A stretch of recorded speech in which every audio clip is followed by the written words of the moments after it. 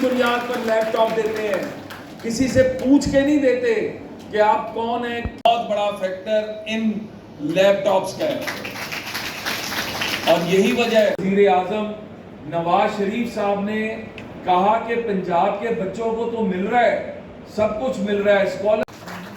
आज शहबाज शरीफ साहब ने किया ताकि पाकिस्तान भर के बच्चे और बच्चियां उससे मुस्तफीद हो सकें, क्योंकि के साथ मामलात जो हैं वो बहुत सोच समझ के करना।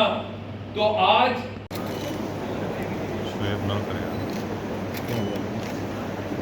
तो बच्चों जिंदाबाद, एक नारा हो जाए, पाकिस्तान जिंदाबाद। आप सब जिंदाबाद।